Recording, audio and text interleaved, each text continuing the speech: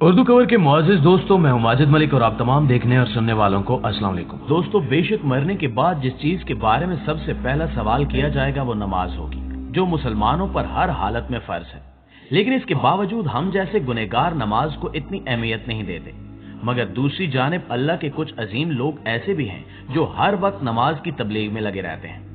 ایسی ایک ویڈیو تیزی سے سوشل میڈیا پر وائرل ہو رہی ہے جس میں ایک سعودی شہزادی کی جانب سے نماز کی اس طرح تبلیغ کی گئی کہ دیکھنے والے اش اش کر اٹھے۔ اللہ تعالیٰ نے اسلام کی تبلیغ کے لیے انبیاء علیہ السلام کو بھیجا، جنہوں نے پتھروں کے جواب میں پتھر نہیں برسائے اور گالیوں کا جواب گالم گلوچ سے نہیں دیا، بلکہ حکمت سے کام لیتے ہوئے بڑے احسن انداز سے فریضہ تبلیغ سر انجام دیا۔ خاتم النبیین محمد صلی اللہ علیہ وآلہ وسلم نے ہمیشہ اس بات کا خیال رکھا کہ جہاں جس انداز میں سمجھانے کی ضرورت ہوتی وہی انداز اختیار فرماتے، اور احساس رکھتے کہ دعوت کا ایسا انداز نہ ہو کہ جس سے سامنے والا اکتاہٹ محسوس کرنے لگے۔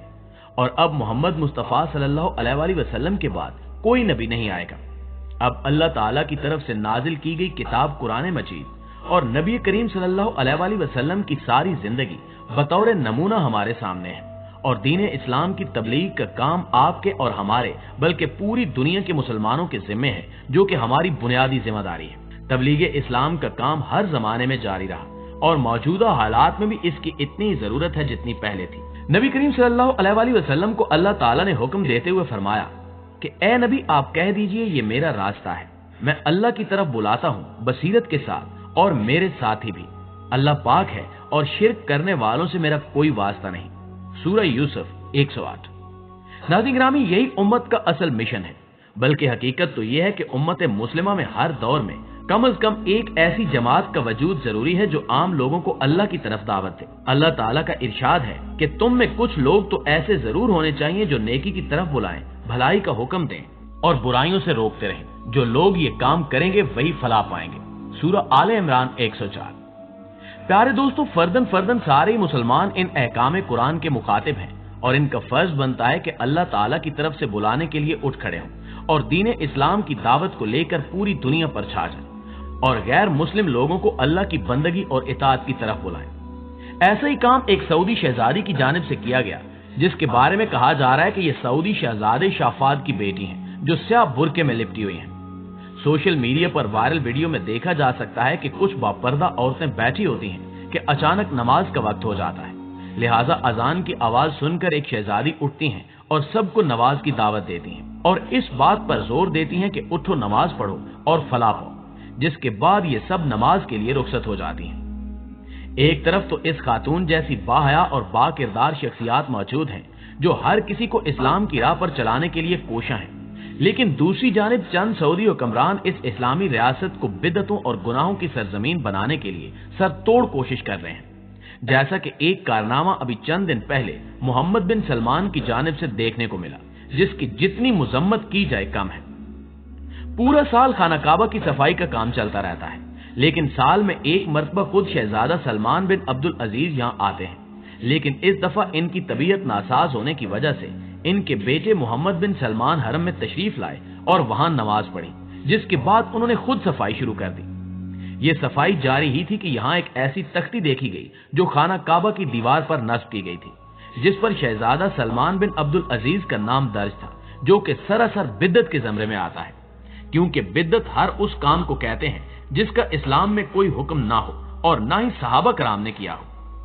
یاد رہے کہ آج تک سعودی عرب میں 100 سے زائد شہزادے حکومت کر چکے ہیں، لیکن آج تک کسی نے بھی خانہ کعبہ کی دیوار مبارک پر اس طرح تختی لگانے کی جسارت نہیں کی۔ یقیناً یہ اللہ کا گھر ہے جہاں کسی کو بھی کچھ لکھنے یا اپنے نام کی تختی لگانے کی اجازت نہیں ہونی چاہیے، لیکن ان شہزادوں کو چاہیے کہ وہ اپنے نام کی تختی ہٹا دیں تاکہ بدعت سے بچا جا سکے۔ اس واقعے کے بعد ایک اور واقعہ پیش آیا جسے اس تختی سے ہی جوڑا جا رہا ہے، اور کہا جا رہا ہے کہ یہ صرف اللہ کی جانب سے ایک اشارہ ہے۔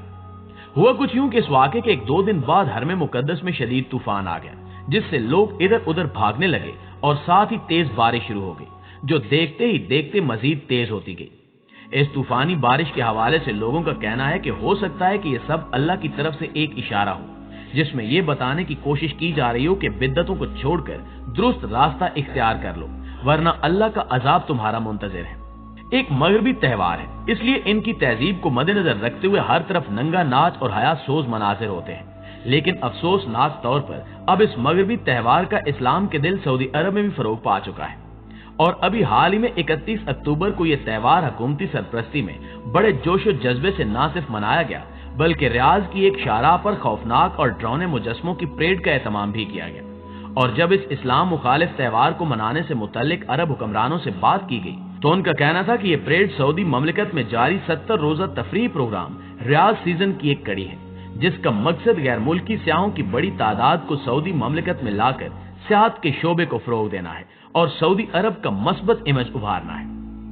नाज़रीन ग्रामी, इस त्योहार के सिलसिले में रियाज की सड़कों पर बड़ी बड़ी जिसामत के खौफनाक मुजस्मों की नुमाइश की गई, जिनमें कुछ मुजस्मे शैतानी रूप के भी थे, जिन्हें रंगारंग लाइट से सजाया गया था, जिसका मतलब है कि इस पाक सरजमीन पर नापाक शैतान यानी अल्लाह के दुश्मन का मुजस्मा बनाकर इसे सजाकर अवाम के सामने पेश किया गया ताकि लोग इन शैतानी मुजस्मों को देखकर इनके बारे में बुरा ना सोच सकें और इन्हें सिर्फ तफरीह का सामान समझ बैठें। इसके साथ साथ आप देख सकते हैं कि किस तरह लोग इन शैतानी मुजस्मों के साथ खुश होकर सेल्फियां बनवा रहे हैं और सेल्फी बनाना एक एजाज समझ रहे हैं, लेकिन शायद ये नहीं जानते कि इस तफरीह की आड़ में इनको किस तरह शैतान के करीब किया जा रहा है। सिर्फ यही नहीं बल्कि आप इन नीम बरेना लड़कियों को भी मुलाहिजा कीजिए जो बगैर किसी रोकथाम के सऊदी अरब की सड़कों पर सरेआम मुजरा करती हुई नजर आ रही हैं और अपने हाथ के इशारों से मर्दों को बोसो किनार भी कर रही हैं। इन मनाजिर को देखने के बाद बिल्कुल भी ऐसा नहीं लगता कि ये कोई इस्लामी मुल्क है, बल्कि यूं महसूस होता है कि ये कोई ऐसा मुल्क है जहां आप किसी भी कानून से बालातर होकर जैसे चाहें घूम फिर सकते हैं।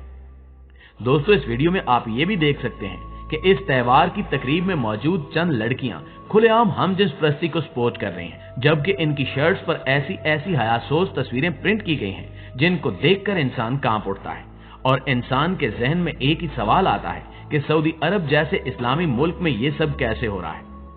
यहाँ सवाल ये पैदा होता है कि इन सब चीजों का इस्लाम से क्या ताल्लुक है। यकीनन हर जी शऊर शख्स यही कहेगा कि इन तमाम फरसूदा रिवायात से हमारा दीन पाक है और इसमें जरा शक की गुंजाइश नहीं। लेकिन अफसोसनाक तौर पर जिस मुल्क ने इस्लाम की क़यादत करनी थी, आज वही मुल्क इस्लाम के खिलाफ चल निकला है, जहां ना सिर्फ हैलोवीन जैसे त्योहार मनाए जाते हैं बल्कि इसके बड़े बड़े शहरों में सिनेमा हॉल और कैसीनो खोले जा रहे हैं। आप साले समंदर को ही ले लें, जहां पर ऐसी तफरीगाहें बनाई जा रही हैं जहां खवातीन सिर्फ बिकिनी पहनकर लिबास बरहनगी में जा सकेंगी और जहां आम दीदारे यार होगा।